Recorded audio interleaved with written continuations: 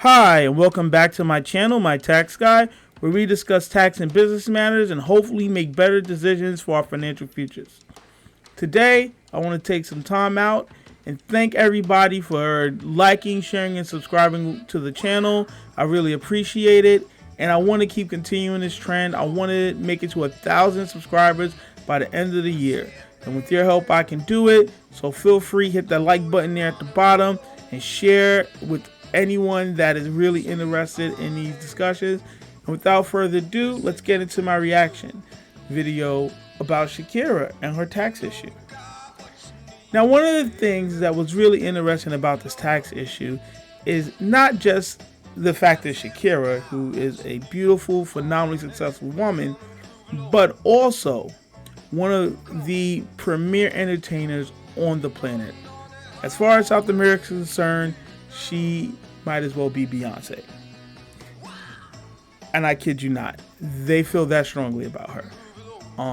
So she's a really respectable person. She's a very nice person as far as all the stories I've heard about her through the media.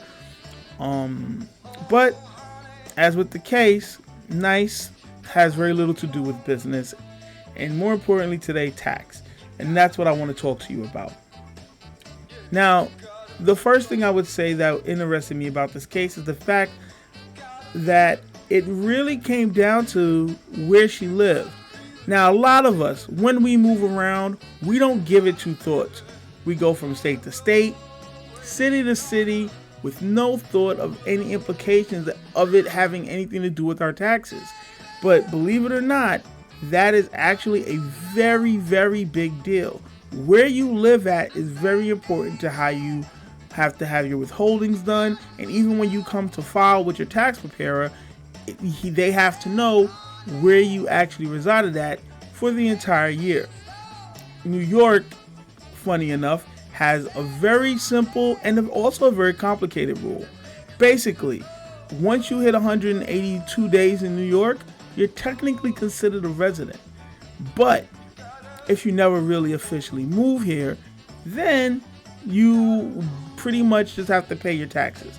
You fill out what's commonly known as a IT-203, which is a non-resident return, which will usually suffice. But if New York decides that you moved out of the state before the 182 days is up, then it gets a little bit tricky. They may decide to say, hey, you are a resident of our state because you lived here. You're domiciled. Now, establishing a domicile is a key part of Spain's case.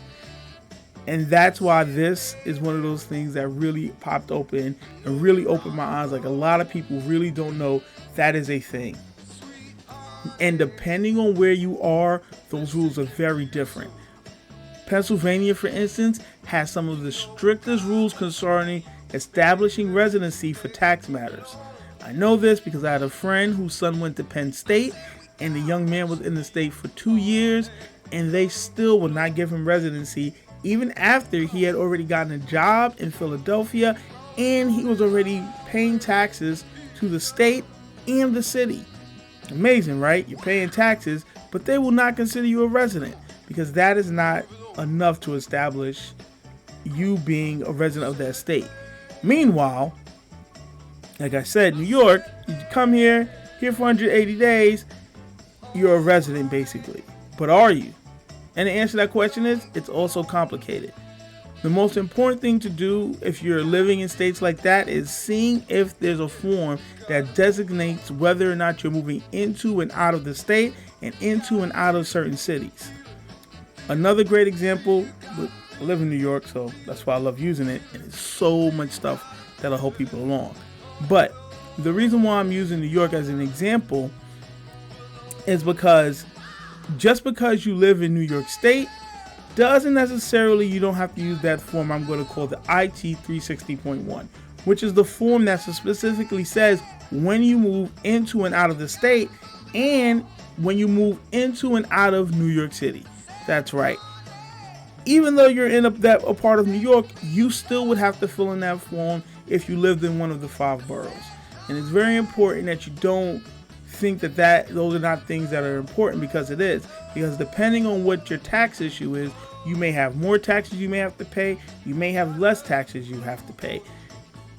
Even with certain jobs, they actually require that if you live in New York City, and you move out of the city but still keep the city job, you basically have to have withholding that comes back to the city of New York, almost like a penalty for you leaving the city. But we're not going to get into that. That's something that the state Congress is going to have to take up. Let's get back into Shakira. What Spain is seeking, and this is amazing to me, is they're seeking 15 million euros, roughly 17 million American dollars, and 24.5 million euros, which is roughly $26 million. So they're seeking almost $43 million from Shakira. And the fine that I just read off, which is a 24.5, is actually greater than what they're saying that she owes. Now Shakira is going to say, hey, I never actually lived in Spain. I bought a home here, but I didn't really reside in the state, in the country. So how is that possible? Well, it's going to depend. The confusion lies with Spain is that they don't really have a time frame that exactly specifies when you are considered a resident at what point.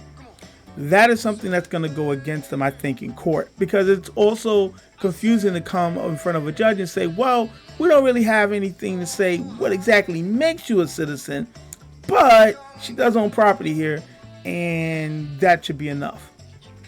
Now, there's some things that are really against her, and this is why I know this is a very serious case.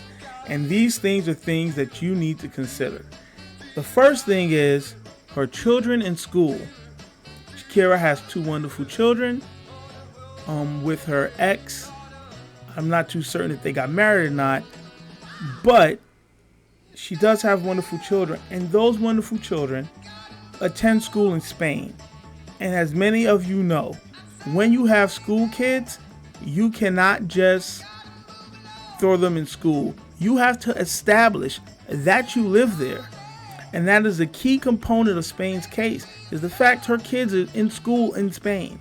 So that's one of those things where you're just going to have to be like, oh my God, what did she do? She didn't realize it?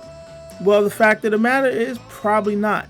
Because the father, who is also employed by, if I'm not mistaken, FC Barcelona, is going to be considered a resident, or if not, a person conducting business in the country. And usually 99.9% of the time, you're either going to live there or you're conducting business, which would make you subject to tax. Now, typically when you're considered domiciled to the country, you usually pay a little bit more. So that's what Shakira is stating, is that I did not pay you. I actually did pay you. And when you also came back and told me, hey, what you paid wasn't enough, I came back and paid even more. But that's just not enough. Not for this. So my suggestion would be always make 100% certain that when you leave the state knows you're leaving.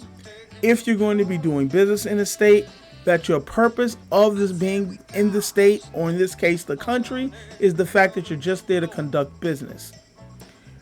Now, I will also say that there is some things that she can do legally, as far as like establishing why the kids are in school there, and why, that really shouldn't count against her. And the most important part is that her husband works there essentially, or boyfriend, let me not just say husband. And she does not. She's simply, they're not together right now.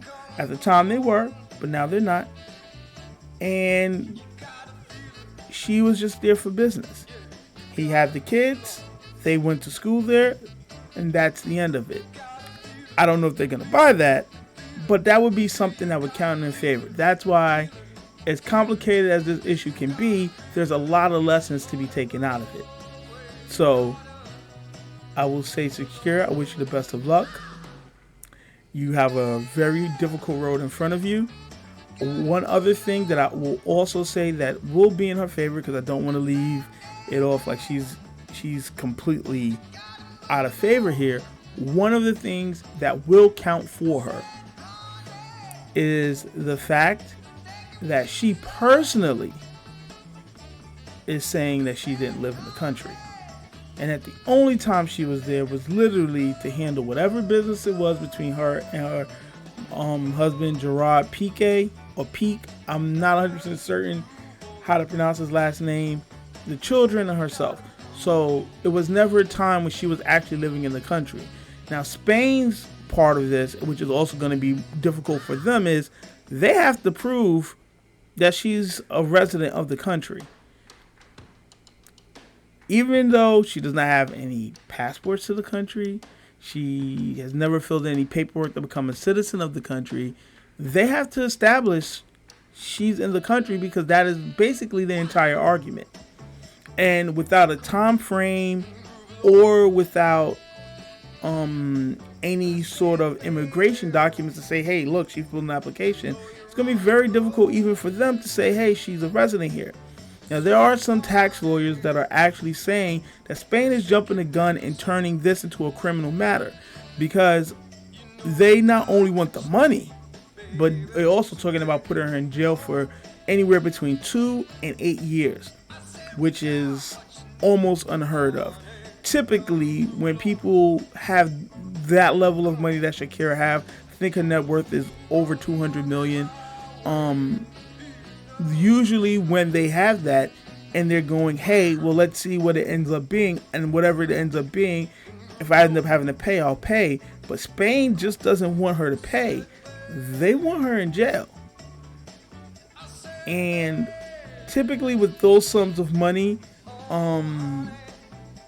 it usually becomes a case, but that's usually because there's a lot of fraud and things like that involved. Typically, when a person is willing to pay, at least in the United States, the government will happily take your money once you're done in court, and they'll let you go about your day, because it's usually considered a civil matter. But for Spain, their laws are different, their rules are different, and so there's no real way to call that part. The best part of all of this is that if you pay really close attention to this case, you're going to get a lot of little nuggets in there. But I'm going to tell you real quick the things that I gathered from this that I'm going to share with you.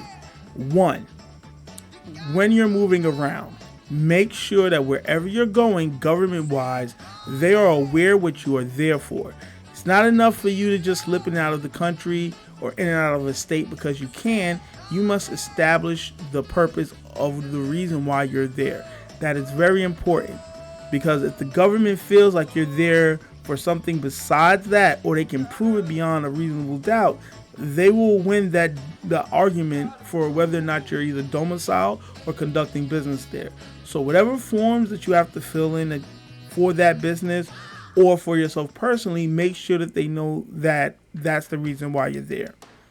The other thing is, make sure you are paying your taxes and your withholding. Things can be settled up at the end of the year, but it's very difficult to come back and say you should have paid what you should have been paying the entire year.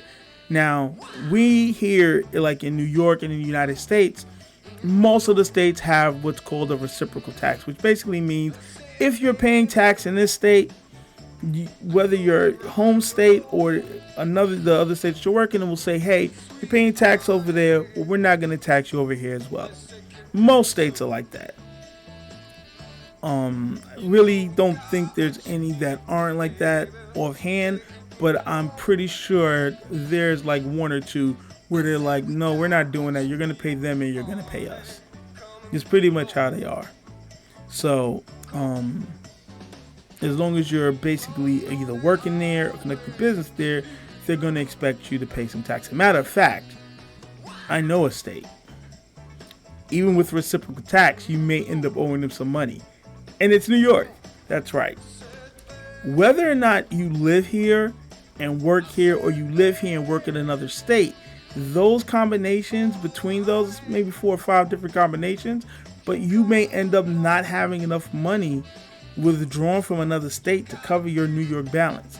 A perfect example is, let's say you have children, and in New York, you get a greater deduction when you're working and living in New York. But when you work and live in another state, they're going to withhold according to those state rules, even if it's for New York. So there may be a chance it's not enough money. Now, some employers are pretty savvy. They'll withhold the right amount of tax for New York, but you can't really depend on that. So you better keep an eye on those sort of withholdings. Last and most importantly, whatever forms that you need to fill in when you're either leaving the state or leaving the country, make sure that you're doing it. Now, in Shakira's case, she probably has a whole staff of people that's supposed to take care of that, but you can't leave things to chance. Make sure you're on top of those things. Most of us don't have a staff of people that's going to overlook all these issues, and even when they do, as you can see, things are going to arise. Now, with that being said, I want to thank everybody for coming to my channel, tuning in, and hopefully this was a very educational and a very motivating video, and that you're able to share this with other people who also want to know some of the ins and outs that go into being domiciled, whether you're talking about abroad or home. I want to thank you again for tuning into my channel. My name is Ansamana. This is my tax guy, and I'm out.